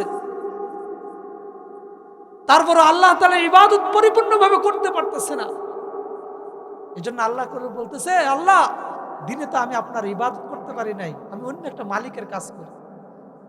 ভাই চিন্তা করেন, একটু চিন্তা করেন, জীবনে বহুত চিন্তা করছেন, টাকা পয়সা ইনকাম করবেন কিভাবে সেই চিন্তা করছেন, বাড়ি গাড়ি করবেন কিভাবে সেই চিন্তা করছেন, সম্পদ বাড়াবেন কিভাবে সেই চিন্তা করতেছেন, হালাল নাই হারাম নাই, যেভাবে পারছেন ওইভাবে টাকা ইনকাম করছেন, ওইভাবে টাকা ইনকাম করছেন। কিন্তু এবার একবারও চিন্তা করেন না, আমার চক্ষুটা বন্ধ হয়ে গেলে কি হবে, আমার কি হবে, ওই কবরে আমার কি হবে। আল্লাহ তাআলা যখন আমার আপনার কাছে হিসাব চাবে, আমি আপনি কি হিসাব দেব? কি হিসাব দেব বলেন? নামাজ ওক্তের পর ওক্তে আমরা বাদ দিয়ে যাচ্ছি, নামাজ পড়ি না। নিজের ভিতরে একটু অনুশোচনা হয় না? হায় রে, আল্লাহ তো আমার উপর নামাজ ফরজ করছে, আমি নামাজ পড়ি না। আল্লাহ তো আমার উপর রোজা ফরজ করছে, আমি তো রোজা রাখি না। আমার মতো এত খারাপ নিকৃষ্ট মানে আর কেউ হইতে পারে না, আর কেউ হইতে পারে না। এভাবে তো একটু অনুশোচনা করার দরকার ছিল, কিন্তু আমি আপনি সেটা করি না। ওই গোলাম ডাকতে বলতেছে, এরে মালিক, দিনের বেলা আপনার ইবাদত করার সুযোগ আমি পাই না, কারণ দিনের বেলা অন্য একজন মালিকের কাজ আমার করতে হয়। এই জন্য তোমার কাছে আমি ক্ষমা চাইতেছি রে মালিক। ওগো আল্লাহ, তুমি আমাকে ক্ষমা করে দাও। রাতের বেলা তোমার কাছে তোমার ইবাদত করতে আসি, তোমাকে একটু ডাকার জন্য আসি রে মালিক। তোমার কুদরতি পায়ে একটা সেজদা দেওয়ার জন্য আসি, তাও একটা শর্ত লাগানো হয়েছে। সেটা হলো, রাত্রে যখন আমি আমার মালিকের কাছে যাব, আমার যে মালিক আমাকে ক্রয় করেছে ওই মালিকের কাছে আমি যখন সকালবেলা যাইব, সকালবেলা যাওয়ার পরে তাকে তো আমার চুক্তি অনুযায়ী একটা স্বর্ণ মুদ্রা দিতে হবে। কিন্তু মালিক, একটা স্বর্ণ মুদ্রা দেব কিভাবে? আমি তো একটা কাপড়ের মালিকও তো আমি না, আমার তো কোনো সম্পদ নাই রে মালিক, আমি কোথায় থেকে তাকে স্বর্ণ মুদ্রা দেব? তুমি আমার একটা স্বর্ণ মুদ্রার ব্যবস্থা করে দাও। এইভাবে যখন কান্নাকাটি শুরু করতেছে, তার ওই যে গোলামের যে মালিক সে তো শুনতেছে। যেই লোকটা তাকে ইনফরমেশন দিয়েছিল যে তোমার গোলাম কি করে, কাফনের কাপড় চুরি করে, কিন্তু এখানে তো দেখতেছি ভিন্ন কিছু। এইখানে তো দেখতেছি ভিন্ন কিছু। ও তো গোরস্থানের পাশে কোন কাফনের কাপড় চুরি করে না, ও তো গোরস্থানের পাশে বসে আল্লাহ তাআলার ইবাদত বন্দেগী করে, সারাদিন আমার গোলামি করে, রাত্রে আল্লাহর গোলামি করে। এর মতো ভালো মানুষকে দিয়ে আমি গোলামি করতেছি, আমার মতো এত বেকুব এত নাফরমান আর মানে এই দুনিয়াতে কেউ নাই। আর যেই লোকটা আমাকে বাজে ইনফরমেশন দিয়েছে, ভুল ইনফরমেশন দিয়েছে, আল্লাহ রাব্বুল আলামিন যেন তাকেও হেদায়েত দান করেন। কারণ এরকম একটা ভালো মানুষের নামে এরকম একটা মিথ্যা অপবাদ দিতে পারে, মনে হয় সে ভালো না। বলেন ঠিক কিনা? আছে না সমাজে এরকম অনেক ভালো মানুষের নামে ভুল তথ্য দিয়ে মানুষের কাছে ভুল ইনফরমেশন দেয়, অমুক এই কাজ করছে, অথচ খুঁজতে গেলে তালাশ করলে এর কোনো কিছুই পাওয়া যায় না। আছে না এরকম? অনেক আছে। এবার ওই গোলামের মালিক চলে গেছে বাড়িতে, যে ঘরের দরজা লাগাই দিয়া আল্লাহর কুদরতি পায়ে সেজদা দিয়ে ডাকতেছে, রে মালিক, আমি তো অনেক বড় অপরাধ করে ফেলেছি, অনেক বড় অন্যায় করে ফেলেছি। তোমার গোলামকে আমি আমার কাছে ব্যবহার করে অনেক অপরাধ করে ফেলেছি রে মালিক। তুমি যদি আমাকে মাফ না করো রে মালিক, হাসরের ময়দানে ওই গোলাম যদি আমার নামে মামলা দায়ের করে, আমি তো বাঁচতে পারবো না, আমি তো বাঁচতে পারবো না রে মালিক, আপনি আমাকে মাফ করে দেন। আর আজকের পরে আপনার গোলামকে যত ইবাদতের জন্য যা কিছু দরকার আমি সেই ব্যবস্থা করে দেব। বলেন না সুবহানাল্লাহ। এই জন্য কেউ যদি আল্লাহর হয়ে যায়, আল্লাহ তার হয়ে যায়। বলেন ঠিক কিনা? আমি আপনি কত বিপদে আছি, 24টা ঘন্টা বিপদের উপরে আছি। আমার সন্তান অসুস্থ হয়ে যায়, আমার বাবা অসুস্থ হয়ে যায়, আমি নিজে অসুস্থ হয়ে যাই, বিপদের কোনো শেষ নাই। আমার সন্তান আমার কথা শুনে না, আমার স্ত্রী আমার কথা শুনে না। যাদের জন্য এত কষ্ট করে টাকা ইনকাম করি, তারা আমার টাকা খেয়ে আমার নাফরমানি করে। বলেন ঠিক কিনা? আপনি কত কষ্ট করে টাকা ইনকাম করেন, কষ্টের টাকা দিয়ে আপনার সন্তান গাঁজা কিনে খায়। বলেন ঠিক কিনা? আপনার সন্তান বিড়ি সিগারেট কিনে খায়, নেশা দ্রব্য কিনে খায়। আপনি কষ্ট করে টাকা ইনকাম করে আপনার স্ত্রীর খাওয়াচ্ছেন, পড়াচ্ছেন, আপনার স্ত্রী অন্য পরপুরুষের সাথে রিল্যাক্সে ফ্রি মাইন্ডে কথা বলতেছে। বলেন ঠিক কিনা? আপনার স্ত্রীকে কষ্ট করে আপনি টাকা ইনকাম করে খাওয়ান, আপনার স্ত্রী এক ওয়াক্ত নামাজ পড়ে না, বলেন ঠিক কিনা? আল্লাহর কুদরতি পায়ে সেজদা দেয় না। এই হাসরের ময়দানে আপনার স্ত্রী, আপনার সন্তান আল্লাহকে ডাক দেবে, আল্লাহ জাহান্নামে আমি একা কেন যাব? আমি একা কেন যাব? আমার স্বামী, আমার বাবা আমাকে কখনো নামাজের কথা বলে নাই, আমাকে কখনো রোজার কথা বলে নাই, আমাদের জন্য সব কিছু করছে, কিন্তু ইবাদতের কোনো ব্যবস্থা করে দেয় নাই। সুতরাং জাহান্নামে আমি একা জানো, আমার বাবাকে জাহান্নামের দরজায় এনে শোয়াও, তার বুকের উপর পাড়া দে, তাকে টানতে টানতে জাহান্নামে নিয়ে যাব। এজন্য হাদিসে আসছে একজন পুরুষ চারজন, একজন মহিলা চারজন পুরুষকে জাহান্নামে নেবে। কয়জন? কয়জন? চারজন। এক নম্বরে তার বাবা। এক নম্বরে কে? তার বাবা। ওই মহিলা আল্লাহ তাআলার কাছে মামলা দায়ের করবে, আল্লাহ আমি আমার বাবার ঘরে ছিলাম, আমার বাবা কখনো নামাজের কথা বলে নাই, কখনো পর্দার কথা বলে নাই, কখনো ইসলামের কোনো শিক্ষা আমাকে দেয় নাই, কোরআন পড়া শিখায় নাই, সুতরাং আমি একা জাহান্নামে যাব না, আমার বাবাকে নিয়ে যাব। বাবা দুনিয়া থেকে চলে যাবে, এরপরে মামলা দায়ের করবে তার ভাইয়ের নামে। আমার ভাই তো বুঝতো, বিভিন্ন মাহফিলে যাইতো, আলেমদের সাথে সম্পর্ক ছিল, কিন্তু আমাকে কখনো নামাজ রোজার কথা পর্দার কথা বলে নাই। এরপরে যখন ভাই চলে গেল, বাবাও চলে গেল, তিন নম্বর হলো স্বামী। কে? স্বামী। বলবে আমার স্বামী আমার যত চাহিদা ছিল সব চাহিদা পূরণ করছে, আমার নাকে স্বর্ণ অলংকার দরকার সেটাও ব্যবস্থা করছে, আমার গলায় স্বর্ণের চেন দরকার সেটারও ব্যবস্থা করছে, আমার কোনো কিছুর দরকার চাওয়া মাত্রই আমার স্বামী দেশে, কিন্তু আমাকে কখনো পর্দার বিধানের কথা বলে নাই, আমাকে কখনো নামাজের কথা বলে নাই, আমাকে কখনো রোজার কথা বলে নাই। সুতরাং আমি একা কেন জাহান্নামে যাব? আমার বাবাকে নিয়ে যাব, আমার ভাইকে নিয়ে যাব, আমার স্বামীকেও নিয়ে যাব। এরপরে যখন বাবা শেষ, ভাই শেষ, এরপরে স্বামী আসছে, স্বামী শেষ, এরপরে বলবে ওনার বড় যে সন্তান আছে ওই সন্তানের নামে মামলা দায়ের করবে, বলবে আমি একা কেন জাহান্নামে যাব? আমি একা জাহান্নামে যাব না, আমার বড় সন্তানকে সহ আমি জাহান্নামে যাব। আমার বড় সন্তানকে মাদ্রাসায় দিয়েছিলাম, মাদ্রাসায় পড়ছে, কোরআন হাদিস পড়ছে, কখনো আমি মা হিসেবে আমাকে এসে বলে নাই মা নামাজ পড়ো, কোরআন তেলাওয়াত করো, আল্লাহর কথা মানে চলো, এই কথা কখনো বলে নাই। সুতরাং আমি জাহান্নামে একা যাব না, আমি চারজনকে নিয়েই যাব, আমার বাবাকে নিয়ে যাব, আমার ভাইকে নিয়ে যাব, আমার স্বামীকে নিয়ে যাব, আমার বড় সন্তানকে নিয়ে যাব। এবার আপনারা চিন্তা করেন, আপনারা কি জাহান্নামে যেতে চান?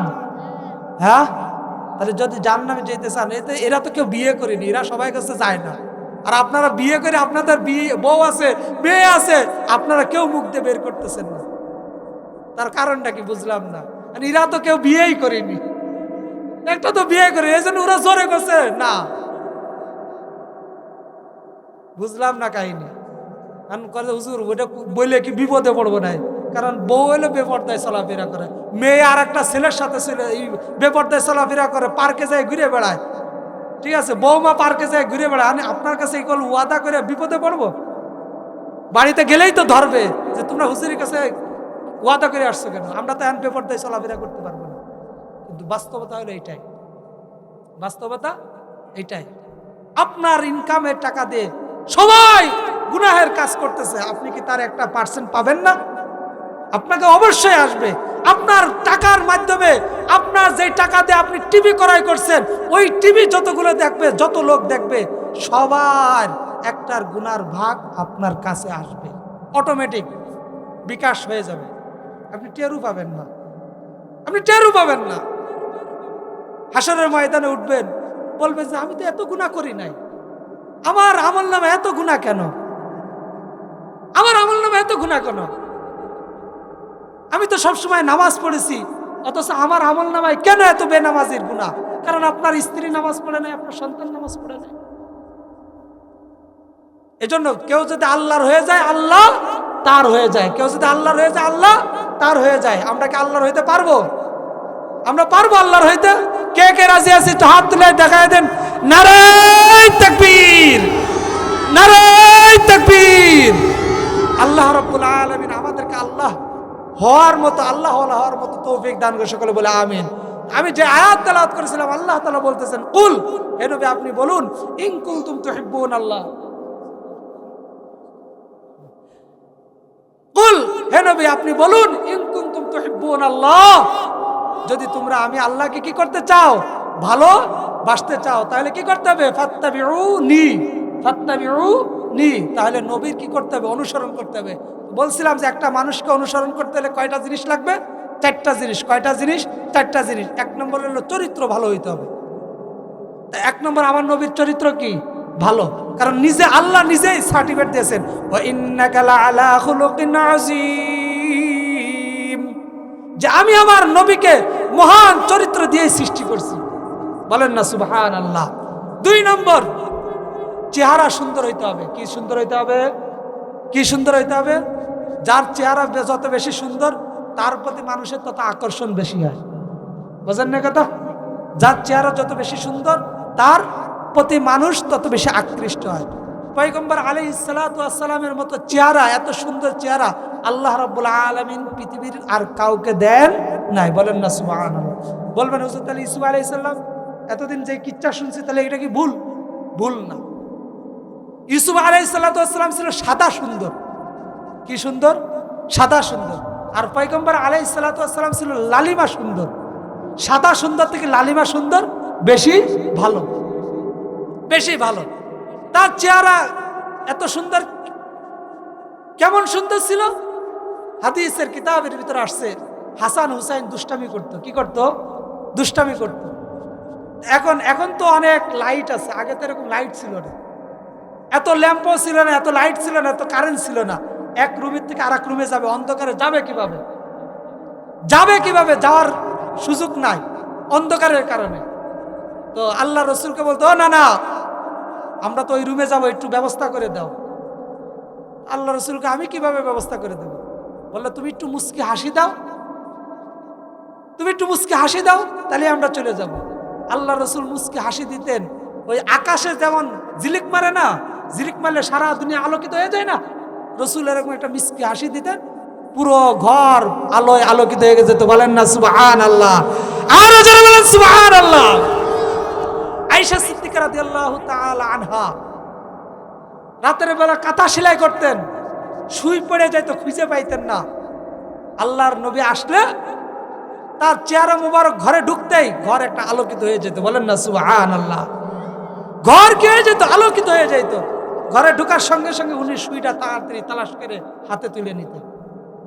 তাহলে এরকম বর্ণনা দিতে গেলে শত শত হাদিস আপনাদের সামনে বলতে পারবো, কিন্তু অত বড় সময় নাই।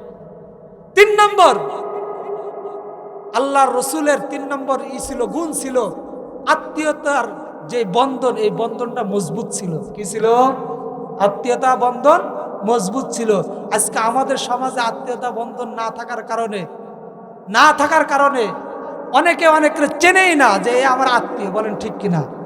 জামাই শ্বশুরের এমন অবস্থা, কথাবার্তা না থাকার কারণে জামাই শ্বশুরের সম্পর্কই থাকে না। বুঝেন না কথা?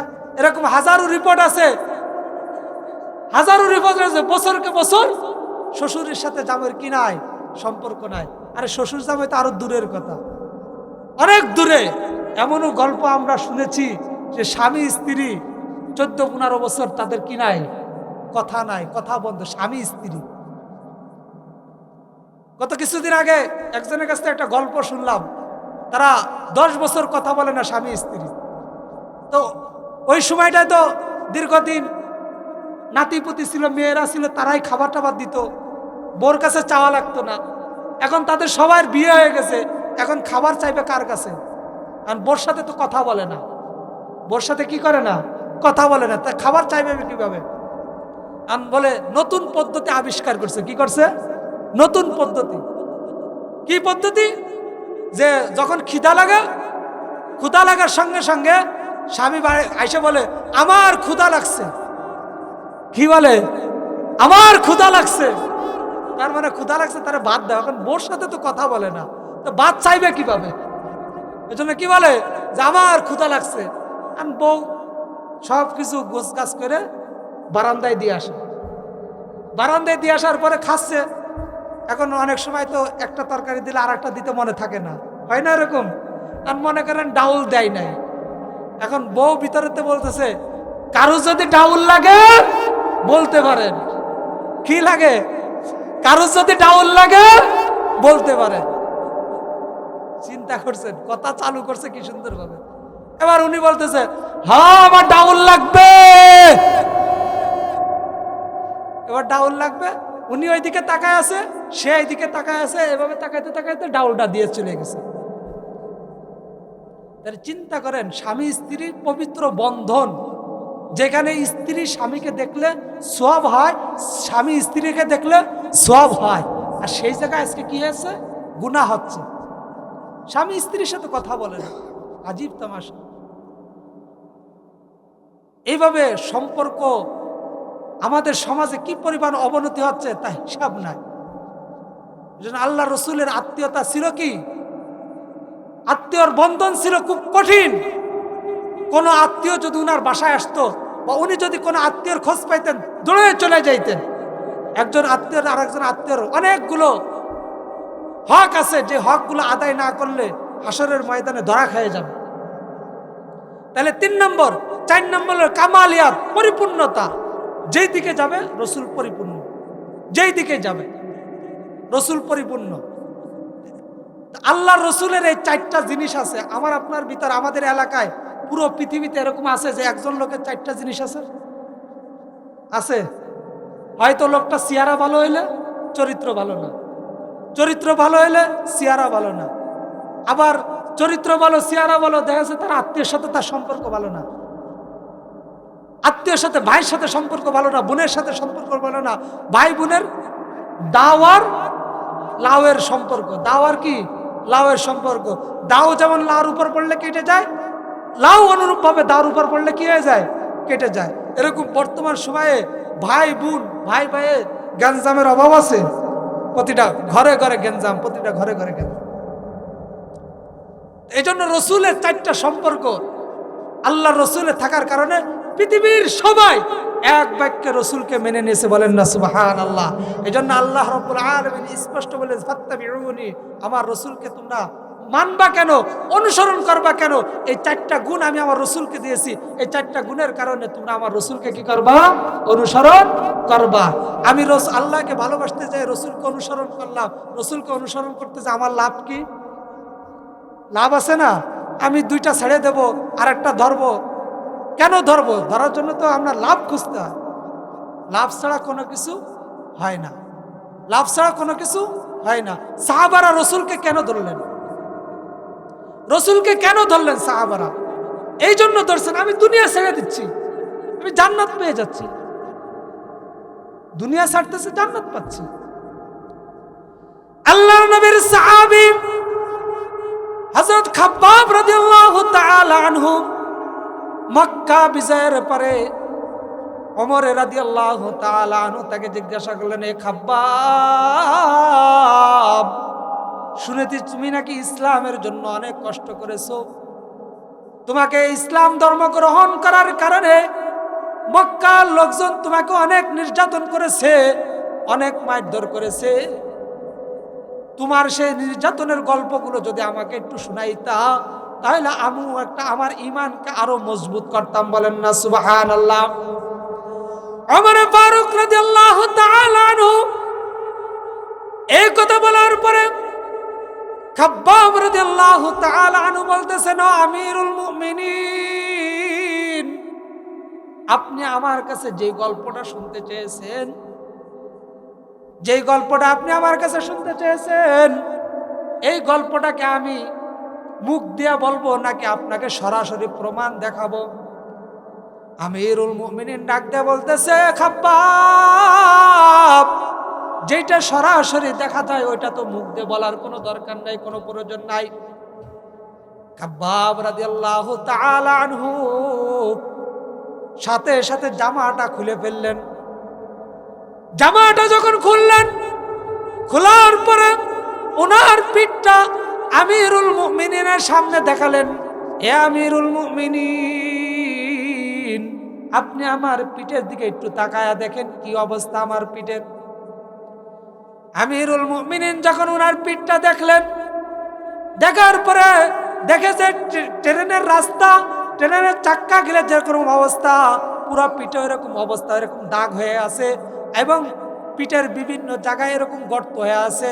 মানুষের বসন্ত হইলে যেরকম গর্ত হয় ওই রকম জায়গায় জায়গায় গর্ত হয়ে আছে। আমিরুল মুমিনিন হযরত ওমর ফারুক রাদিয়াল্লাহু তাআলা আনহু ডাক দিয়ে বলতেছেন, এ খাব্বাব, তোমার পিঠের এই অবস্থা কেন? কি হয়েছে? তোমার কি বসন্ত হয়েছে কিনা? তখন খাব্বাব ডাক দিয়ে বলতেছে, আমিরুল মুমিনিন, আমি ইসলাম ধর্ম গ্রহণ করেছি।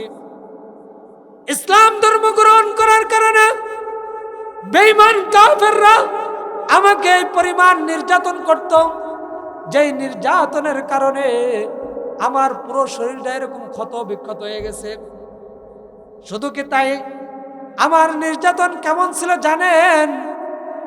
ওরা জ্বলন্ত কয়লা কি করতো, এক জায়গায় দলা করত, দলা করার পরে আমাকে নিয়ে ওই জ্বলন্ত কয়লার ভিতর শোয়া রাখতো এবং শোয়া শেষ না আমার পিঠের উপর একজন বসতো, যার কারণে ওই জ্বলন্ত কয়লাগুলো আমার পিঠের ভিতর চলে যাইত। পিঠের ভিতর যাওয়ার কারণে আমার গোস্ত, আমার যে চর্বি ছিল, এই চর্বিটা গলে গলে রক্তটা পড়ে ওই জ্বলন্ত কয়লা কি হয়ে যাইতো, নিভে যাইতো। তার উপরে তাদের নির্যাতন বন্ধ হইতো না। কিন্তু আমার মুখ থেকে একবারও, এত নির্যাতন করার কারণে আমার মুখ থেকে একবারও তারা ঈমান হারা করতে পারে নাই। বলেন না সুবহানাল্লাহ। শুধু কি তাই, আমি যখন কালিমার দাওয়াত মানুষদেরকে দিতাম, সবাইকে বলতাম, এ বেঈমান কাফেরেরা, ভালো করে শুনে রাখো, যদি কালিমা গ্রহণ না করো, জাহান্নাম ছাড়া তো তোমার উপায় হবে না। জাহান্নামের আগুন এত ভয়াবহ আগুন, সহ্য করতে পারবা না। স্বাভাবিকভাবে আমরা দুনিয়ার আগুন যখন আমার গায়ে একটু লাগে, আমার পশম পুড়ে যায়, মনে হয় এই জায়গাটা আমার পুড়ে যাবে। আর জাহান্নামের আগুন এর থেকে শত শত গুণ পাওয়ার বেশি, এর থেকে শত শত গুণ পাওয়ার বেশি। তোমরা তো ওই আগুন সহ্য করতে পারবা না। আসো আমার সাথে, আসো, আমাদের কালিমা গ্রহণ করো। কালিমা গ্রহণ করে জাহান্নামের খাতার থেকে নাম কেটে জান্নাতের খাতায় লেখো। আমি যখন এইভাবে দাওয়াত দিতাম, বেঈমান কাফেররা আমার জিহ্বাটা টান মেরে গাল থেকে পুরো জিহ্বাটা বের করতেন, বের করে খেজুরের কাঁটা আমার জিহ্বার ভিতরে ঢুকায়া দিতেন। শুধু কি ঢুকানেই শেষ তা না, জিহ্বার ভিতরে ঢুকানোর পরে এক পাশ থেকে ঢুকাইয়া আর এক পাশ থেকে বের করতেন, যার কারণে আমার জিহ্বাটা গর্ত হয়ে গেছে। আপনি তাকায়া দেখেন আমার পুরো জিহ্বাটা কেমন গর্ত হয়ে আছে, কেমন ছিদ্র হয়ে আছে। এইভাবে যখন বললেন, বলার পরে আমিরুল মুমিনিন হযরত ওমর ফারুক রাদিয়াল্লাহু তাআলা আনহু তাকে জড়ায়া ধরলেন। জড়ায়া ধরে মালিক রে ডাক দিয়ে বলতেছে, রে মালিক, খাব্বাব ইসলামের জন্য যে নির্যাতন সহ্য করছে, যে কষ্ট করছে, খাব্বাবের মতো এমন কষ্ট আমার মনে হয় কেউ করছে গো মালিক। আপনি খাব্বাবকে বিনা হিসেবে জান্নাত দিয়ে দেন। বলেন না সুবহানাল্লাহ। ইসলামের জন্য কি পরিমাণ কষ্ট করছে, আমি আপনি কি করছি? আছে আমার আপনার এক ফোঁটা রক্ত ইসলামের জন্য দিছি? আমি আপনি, আমার আপনার পকেট থেকে একটা টাকা ইসলামের জন্য গেছে? আমার নবীকে বেঈমান কাফেররা কি পরিমাণ গালিগালাজ করছে, আমি আপনি কখনো মাঠে গিয়ে তাদের প্রতিবাদ করছি? কেউ প্রতিবাদ করি নাই। তাহলে হাসরের ময়দানে কি নিয়ে দাঁড়াবেন ভাই? আল্লাহ রাসূল যদি জিজ্ঞাসা করে, তুমি আসছো আমার কাছে, আমার সুপারিশ চাও, কি নিয়ে আসছো আমার কাছে? স্বাভাবিকভাবে রাসূলের সুন্নাত নাম নাই, সারা জীবন দাড়ি খুর দিয়ে ছাড়ছি। যদি হাসরের ময়দানে আল্লাহ রাসূল জিজ্ঞাসা করে, আমার সুন্নাত তুমি কিভাবে কাটছো, কিভাবে তুমি খুর দিয়ে চাচ্ছ, আমার কলিজায় তুমি আঘাত করছো। দুনিয়ার লোভের কারণে গত কিছুদিন আগে দেখছি একজন ভালো চাকরির জন্য তার দাড়িটা কি করে ফেলছে, এত বড় দাড়ি খুর দিয়ে চেয়েছে বলছে। নাউজুবিল্লাহ। আপনি দুনিয়াতে না কয়টা টাকা পাতেন, কয় টাকাই না আপনার ইনকাম হইতো, এই টাকা দিয়ে না হয় কিছুদিন আপনি ভালো চলতেন, না 1 বছর 2 বছর 3 বছর 5 বছর। আর যার কারণে যেই টাকার জন্য আপনি রসুলের সুন্নত, এত সুন্দর একটা সুন্নতকে আপনি কেটে ফেললেন, সেই চাকরি কি আপনার সারা জীবন থাকবে? বলেন, আপনি থাকবে? আজকে যাদের জন্য আপনি এত কষ্ট করতেছেন, ইসলামকে মাইনাস করে আপনি চলার চেষ্টা করতেছেন, নামাজকে দূরে রেখে আপনি চলার চেষ্টা করতেছেন, নামাজকে দূরে রেখে আপনি টাকা পয়সা ইনকাম করার চেষ্টা করতেছেন, এরা কি সারা জীবন আপনার কাছে থাকবে? আপনি আজকে মারা যান, কালকে তারা আপনাকে ভুলে যাবে। আজকে আপনি মারা যান, কালকে তারা আপনাকে ভুলে যাবে, আপনাকে আর মনে রাখবে না। আজকে আপনি এখানে বসে আছেন, আপনার দাদাও হয়তো এদিকটা হাঁটাচলা অনেক করছে, আজকে সে আছে। তারও বাবা হয়তো এদিকটা অনেক হাঁটাচলা করছে, সে বেঁচে আছে, সে বেঁচে নাই, তার খবর নেন আপনি। যদি কখনো দোয়া করেন, সর্বোচ্চ আপনি আপনার দাদা পর্যন্ত দোয়া করেন, আপনার দাদার জন্য দোয়া করেন। এক সময় আপনিও এরকম চলে যাবেন, আপনার সন্তান হয়তো আপনার জন্য দোয়া করবে, আপনার বাবার জন্য দোয়া করবে, আপনার সন্তানের সন্তান তার বাবার জন্য দোয়া করবে, তার দাদার জন্য দোয়া করবে, কিন্তু তার দাদার জন্য দোয়া করবে না। আজকে যাদের জন্য আজকে এত আয়োজন করতেছেন, এত বিশাল কিছু করতেছেন, আপনি মারা যাবেন, 3 দিনের মাথায় একটা খতম হবে, 7 দিনের মাথায় একটা মিলাদ হবে, 40 দিনের মাথায় একটা চল্লিশা হবে,